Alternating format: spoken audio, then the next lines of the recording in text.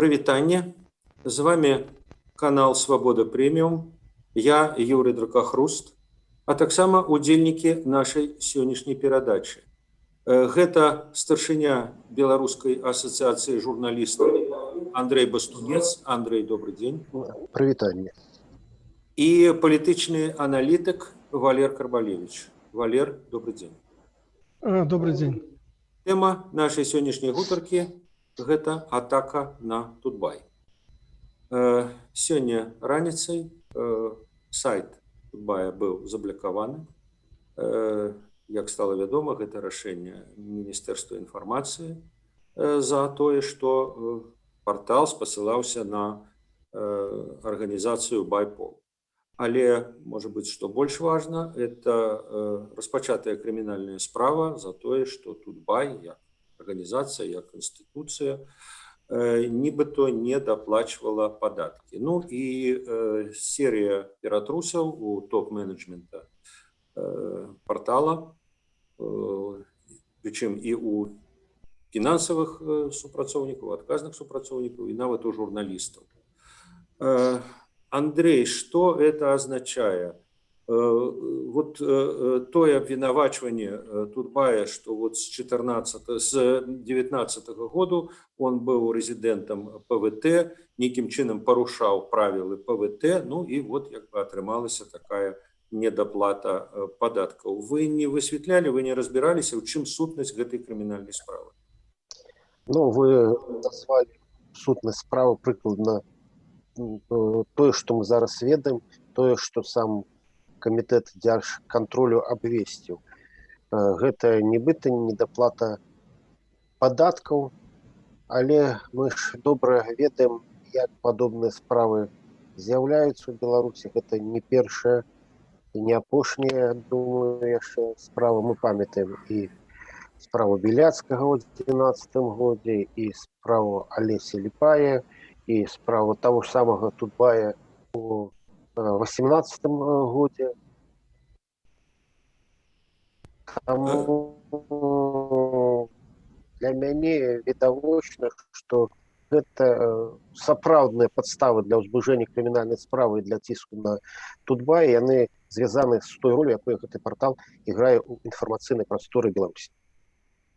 Валер, а на ваш погляд, вот працяг той думкі, якую выказаў Андрей, чаму адначасна крымінальная справа і плюс блакаванне? Ну, колькі месяцаў беларускага палітычнага крызісу менавіта Тутбай не блакавалі, многіх блакавалі, але іх не. І чаму вось зараз прыйшла чарга і да іх, і прычым это вот як бы в один дзень. І крымінальная справа, і рашэнне Міністэрства інфармацыі. Ну, я таксама звярнуў бы увагу на тое, што камітэт дзяржаўнага кантролю дае адну версію як бы пагрому Тутбая, а Міністэрства інфармацыі зусім іншую. І ў адзін дзень неяк не зусім лагічна здавалася б, вось калі там Белгазпромбанк, Бабарыка, там была як бы одна версія. Вось злачынства, крымінальнае злачынства, эканамічнае злачынства, хабар, там яшчэ штосьці, і ўсё. А тут адначасова два ведомства вылучаюць абсалютна розныя абвінавачванні. Ну і гэта дае такую даволі добрую падставу гаварыць, што справа не ў падатках, што справа палітычная. То бок, самі ўлады тут як бы даюць відавочна як бы падставу так вырашаць. Чаму не блакавалі падчас пратэстаў, а заблакавалі цяпер? Ну, ведаеце, логіку цяжка зразумець.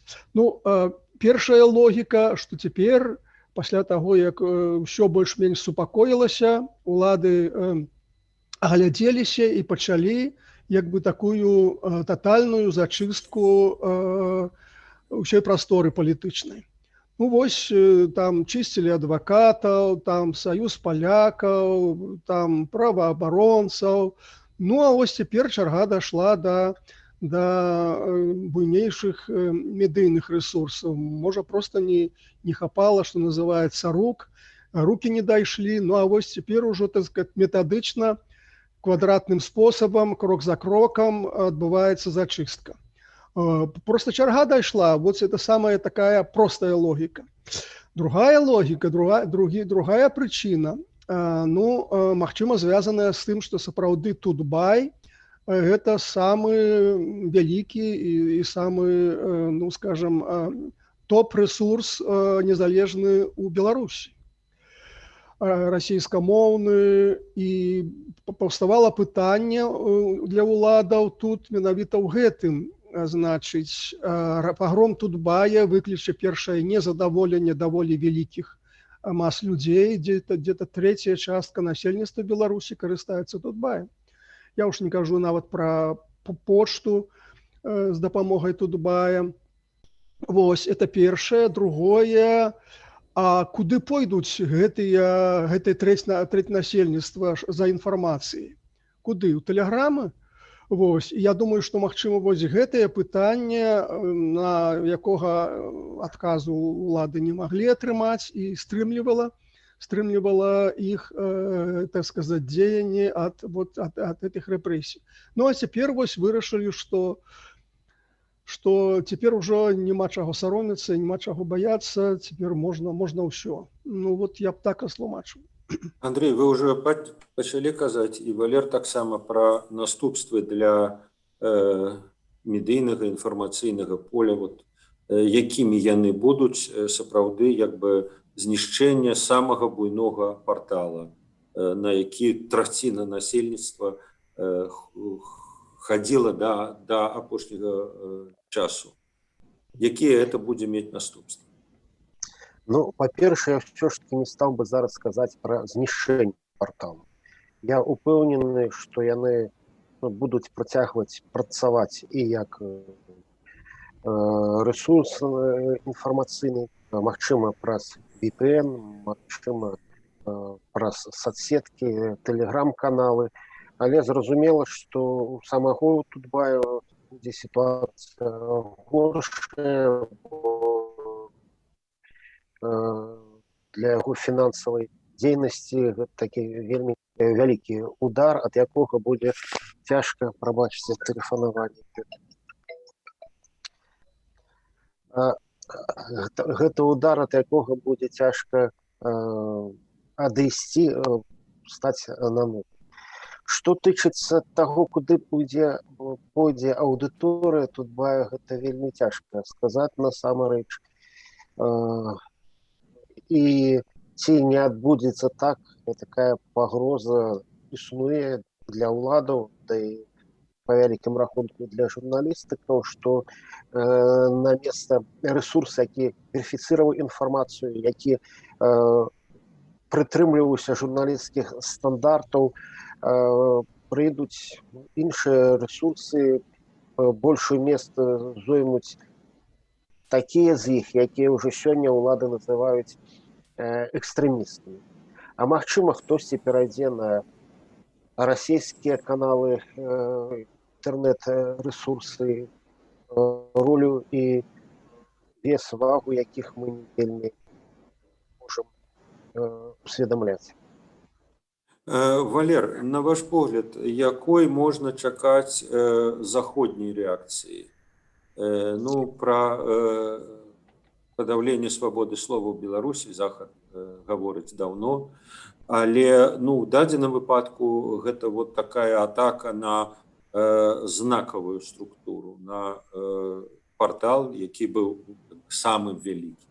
І для многіх у свеце, я думаю, і на Захадзе, і в Расіі, як бы візітная картка медыа Беларусі, это быў менавіта Тутбай. І атаку на яго, якая можа быць рэакцыя? Што вы прагназуеце? Я не думаю, што рэакцыя можа быць некая такая ўжо радыкальная, таму што тыя захады, якія прымае еўрапейскі звяз і ЗША, рэагуючы на рэпрэсію ў Беларусі, яны ўжо зроблены часткова будуць зроблены.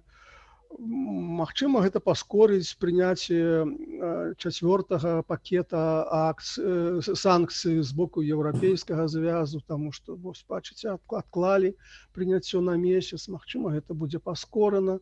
Магчыма, гэты пакет будзе больш моцным, з большай колькасцю там суб'ектаў. Вось. Але не думаю, што адбудзецца нешта такое радыкальнае. Будуць заявы адпаведныя і супрацоўнікаў, чыноўнікаў і Еўразвязу, і, магчыма, ЗША. Але магчымасці захаду моцна ўплываць на беларускую сітуацыю зараз абмежаваныя. Вось, таму я не думаю, што можна чакаць нечага зусім, што выходзіць за некія звычайныя рамкі. Андрей, а што будзе рабіць, магчыма, ўжо робіць Беларуская асацыяцыя журналістаў і што можа зрабіць міжнародная журналісцкая супольнасць в этой сітуацыі?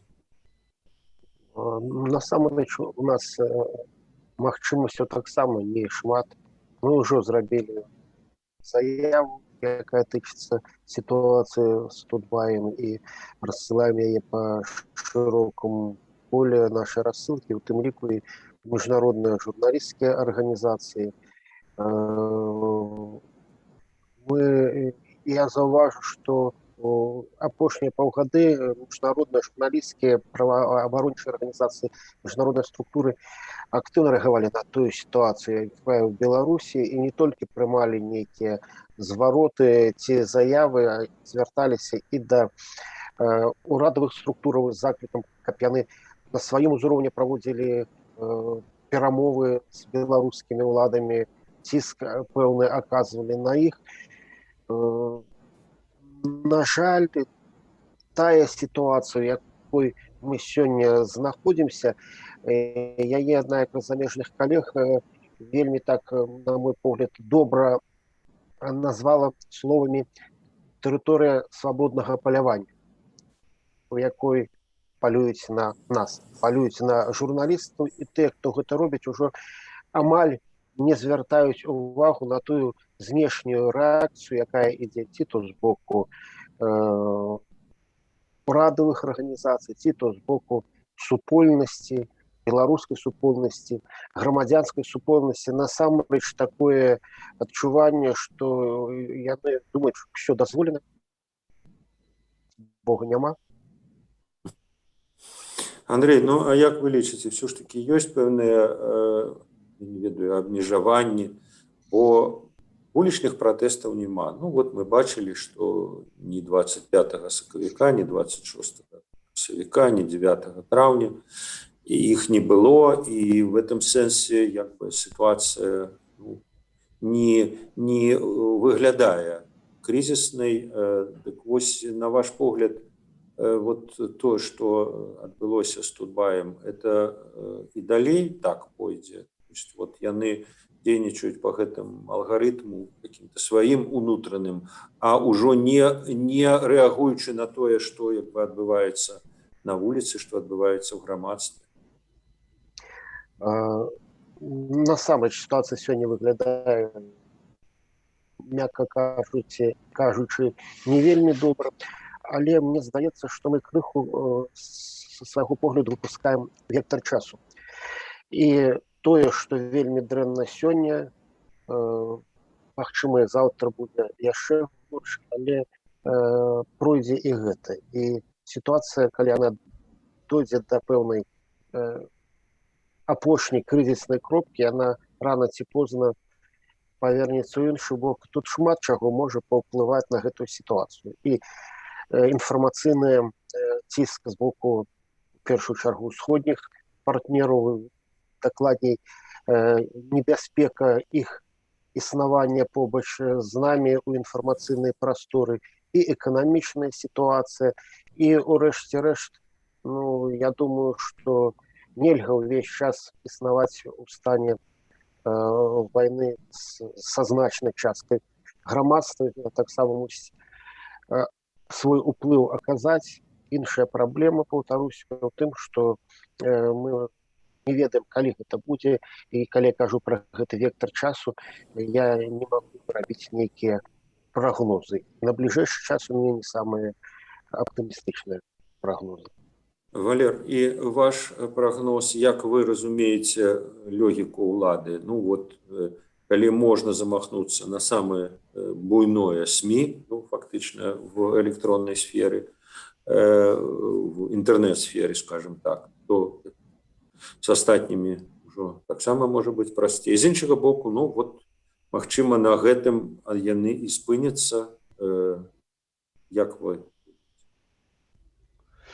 Я пакуль не бачу вось нейкай мяжы, дзе яны павінны спыніцца. Пакуль ўсё наадварот, пакуль рэпрэсіі нарастаюць, захопліваюць усё новыя групы, слаі насельніцтва, слаі грамадзянскай супольнасці.